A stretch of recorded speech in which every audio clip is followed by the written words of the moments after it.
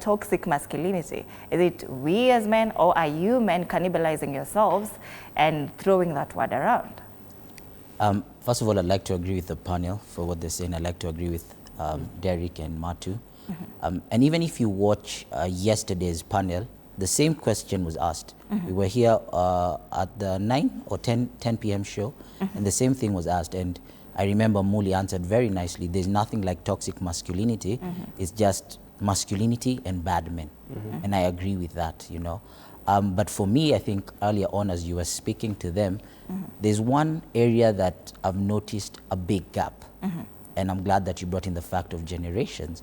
And there's been a gap between the older generation and the younger generation. For where the older generation don't seem to be passing the baton down to the younger generation. And that's where the gap is. So we have older men telling us younger men, look, by the time I was your age, I was married, I had a house, I had a car. Yes. So you're selling your achievements without giving people the traits that helped you to achieve that. That's where I feel like there's a big disconnect. So you're not teaching people the basic things which have not changed for thousands of years of what it means to be a man. All you're teaching them is achieve this, run after this, chase this and chase that. And that's where I believe we're running into this whole problem with men. Yeah. So you're talking about the older generation, of course, Derek here, and he said it himself, that you people are not passing on the baton to the exception of Derek and Amos, FYI. You're not passing down the baton as you should to the younger generation. Last year, during International Men's Day, the theme that we were looking at was positive role models for young and men and boys. But then if that was the theme last year, and this year is talking about a totally different theme that is celebrating and supporting men and boys, then last year's theme is not achieved.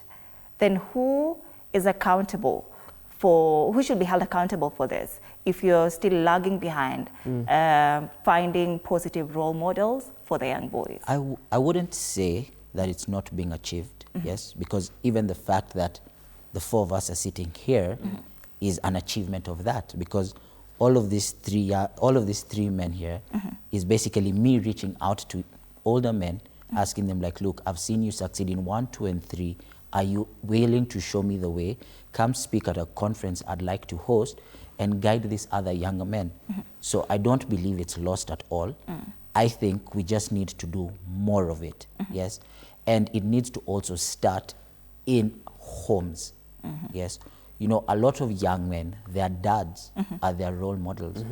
But a lot of these dads are not living or are not sharing enough with their sons because they have a lot or too many skeletons in their closet. So that disconnect is what's, you know, creating a lot of this. You know, so I think when I was able to build a more proper relationship with my dad, I think it's changed who I am as a man. Then after that, once I was stable with that and comfortable with that, I was able now to go and look for other men outside that to seek help and counsel.